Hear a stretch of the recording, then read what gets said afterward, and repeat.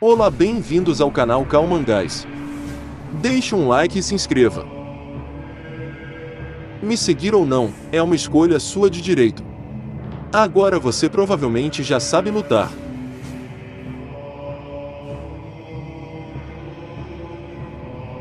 Gantz pergunta a Casca como ela está e se já melhorou. Casca pergunta onde eles estão. Gantz diz que estão em uma caverna à margem do rio e diz que eles tiveram muita sorte de cair no rio. Gantz pergunta se a garota não se lembra de nada. Casca se levanta e percebe que está sem roupas. Gantz diz que não tinha outro jeito já que a garota estava molhada e com frio quase congelando. Casca acerta um soco em Gantz e em seguida joga as partes de sua armadura e quase o acerta uma facada. Gantz a manda parar de loucuras e diz que não está pedindo nada em troca e teve que carregar a garota usando uma armadura, e ela não diz nem um obrigado, e ainda joga uma faca. Furioso, o espadachim diz que se ela não fosse uma mulher ele teria socado agora mesmo. Ao ouvir isso, Casca lembra das palavras do guerreiro Adam. Gantz diz que agora ficou com raiva e diz que está explicado por que mulheres não devem entrar na guerra. Com lágrimas nos olhos, Casca diz que não queria ter nascido mulher. Ao ver a garota chorar, Gantz tenta se desculpar, mas Casca tenta o atacar. Gantz a segura e a manda se acalmar e diz que se ela não parar ele vai ter que lutar com ela. Casca pede que Gantz a solte.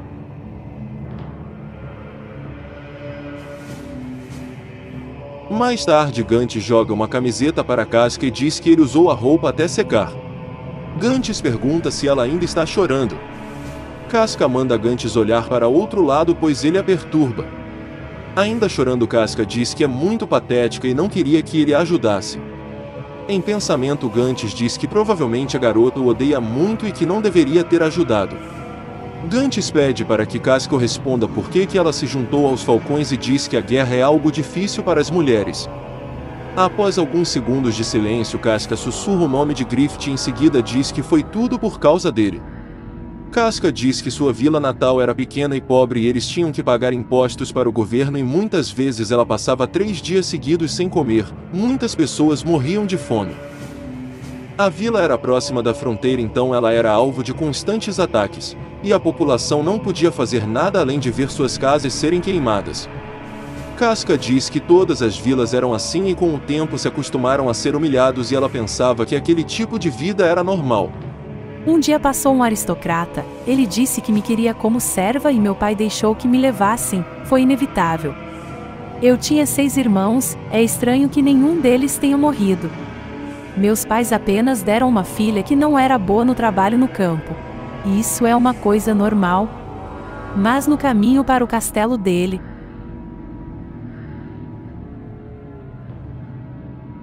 pensando bem, não foi algo incomum, não existe aristocrata caridoso o suficiente para ajudar uma pobre camponesa, ele estava pensando em fazer isso desde o começo. Irreversível e normal, essas duas palavras representam a realidade para mim.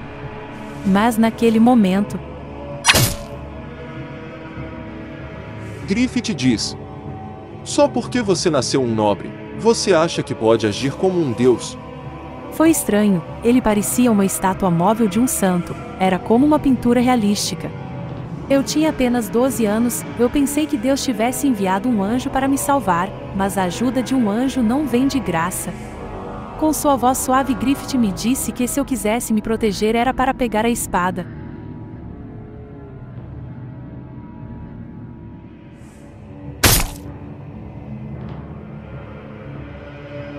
Eu estava com medo, eu não sei se eu furei ou se ele simplesmente caiu em cima da lâmina, foi a primeira pessoa que matei. Eu estava com tanto medo que não conseguia chorar nem me mexer, eu segurei com força a espada ensanguentada. Ele estava apenas me cumprimentando, mas aquilo foi uma verdadeira ajuda, continuei com medo, mas parei de achar que tinha feito algo ruim. Eu senti o calor do manto que ele me deu. Quando ele já estava indo embora, eu perguntei o que eu faria agora. Griffith só se virou e disse que eu poderia fazer o que eu quiser.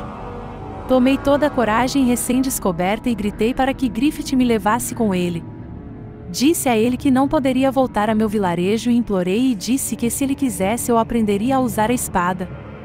Griffith apenas me disse que eu poderia morrer e que o seguir ou não era minha escolha por direito e que agora provavelmente eu já sabia lutar. Griffith me deu uma espada e um manto. Tudo mudou naquele dia. Eu mudei, tanto em pensamento como estilo de vida. Os campos de batalha eram meu novo lar, em meio a sangue e honra andando lado a lado com a morte. Desde o dia que conheci Griffith sinto como se estivesse vivendo um longo sonho até agora. Naquele momento eu idolatrei o Griffith como se ele fosse um líder religioso ou coisa assim. E na verdade era como se ele realmente fosse um. Ele fez com que os camponeses se unissem ao exército dele e lutou e venceu muitas batalhas em inúmeros lugares. Além disso, ele é um líder jovem que não nasceu nobre, é uma pessoa como um de nós. Para mim, Griffith é um milagre. Mais tarde, quando eu já era uma soldado, os falcões estavam se unindo a um barão da região. Aquele aristocrata era muito famoso e tão rico que poderia ter qualquer coisa que quisesse. Havia também boatos a respeito dele e um costume nojento dele. Os boatos diziam que ele gostava de pegar garotos jovens de vilas próximas e os mantinha no castelo, mas na verdade ele pegava os garotos bonitos e os aprisionava no castelo. Todas as crianças próximas a ele não tinham um sentimento no olhar. Eu senti um frio na espinha, meu passado horrível e nojento continuava me perturbando porque um dia, eu quase fui igual àqueles garotos. Naquela hora ele só precisou colocar a mão em meu ombro e eu parei de tremer, foi incrível. Depois daquilo, depois de muitas batalhas, Griffith encontrou no campo de batalha um garoto que se uniu aos falcões há 6 meses para treinar. Ele tinha mais ou menos 10 anos, um indigente, ninguém se importou com o corpo de um soldado em treinamento no meio do campo de batalha. Mas o Griffith o achou. Nas coisas do garoto tinha um brinquedo de cavaleiro. Griffith disse que o garoto provavelmente gostava de cavaleiros, e diz que se lembra do garoto e que ele sempre o observava com admiração como se o Griffith fosse algum herói de história. Griffith diz que o garoto provavelmente está feliz agora e pergunta se o garoto está partindo sem realizar o próprio sonho, ou se a morte é o fim do sonho, se é o fim da esperança. Griffith perguntou se o que matou essa criança pode ter sido o sonho dele. Eu fui incapaz de responder. Eu nunca havia visto o Griffith daquele jeito, o Griffith sentindo tristeza, mas foi aí que comecei a ver o Griffith mudar. Muitas noites depois retornei ao castelo à procura do Griffith. O que vi não podia acreditar, o Griffith e aquele aristocrata. Surpreso, Gantes diz que um cara orgulhoso como o Griffith jamais faria isso. Casca continua contando. Na manhã seguinte, eu estava andando na margem do rio porque não tinha conseguido dormir de noite. O Griffith estava se banhando. Tentei sair antes que ele me visse, mas o Griffith me chamou para tomar banho com ele e disse que a água estava boa como se nada tivesse acontecido. Eu gaguejei na resposta e o Griffith perguntou se ele era sujo demais para mim. Não consegui me conter e perguntei ao Griffith por que os dois estavam juntos. Comecei a dizer que talvez eu tivesse entendido errado e na noite passada ele estava apenas planejando estratégias de guerra. O Griffith logo disse que eu não entendi mal. Sem acreditar, pergunto por que com alguém como aquele velho. De uma vez o Griffith disse que era pelo dinheiro, e que manter um exército é necessário dinheiro, comida, roupas e cavalos não são de graça e que o bando está em ascensão e o dinheiro é necessário. E que aquele velho tinha gostado dele e que o exército precisava do dinheiro, então seria uma troca equivalente. Mesmo assim eu disse para o Griffith que isso foi demais e que nós poderíamos conseguir o dinheiro em batalhas e um dia teríamos o dinheiro suficiente. Griffith disse que isso iria demorar demais e sempre que nós entramos em batalha muitos soldados são perdidos. Perguntei ao Griffith se é por causa daquela criança. O Griffith disse que não e que ele havia calculado que lutar 10 batalhas vale o mesmo que passar uma noite com um homem. Ele me perguntou qual dos dois era mais perigoso. Obviamente fiquei sem resposta. O Griffith continuou e disse que nunca se sente responsável pela morte dos soldados que morrem sob suas ordens, porque os soldados que escolhem lutar e ele é esse tipo de pessoa, mas por aqueles que morrem se tem algo que ele poderia fazer por eles seria conseguir a vitória. Já se machucando, o Griffith disse que iria continuar vencendo por eles mesmo que ele tenha que se sacrificar pelo seu sonho. Griffith disse que seu sonho se tornará verdadeiro dependendo ou não dos corpos do meu exército, é um sonho mergulhado em sangue. Ele disse que não se sente triste nem sujo por causa disso. A coisa que ele mais quer é difícil de se alcançar e para ter isso ele terá que sacrificar milhares de tropas sem que nada o machuque. Naquela hora eu corri para abraçar o Griffith. Ele se virou para mim e disse que não foi nada. Ele colocou a mão sobre meu ombro para me acalmar, ele continuava sendo o mesmo Griffith. Naquela hora eu senti pena dele. O Griffith carrega um peso enorme enquanto tenta realizar o sonho dele, é um sonho bobo de um garoto que está querendo sacrificar o seu próprio passado.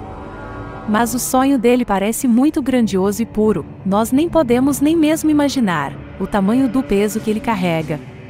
Uma pessoa com um plano tão incrível tem que ter algo que os outros não têm, não é só força de vontade, mas o Griffith deve ter a força e a força de vontade. Eu quero estar ao lado dele, se ele quer sacrificar qualquer coisa por esse sonho. Se esse sonho for a causa de batalhas, eu gostaria de ser a espada dele. Finalizando aqui o capítulo.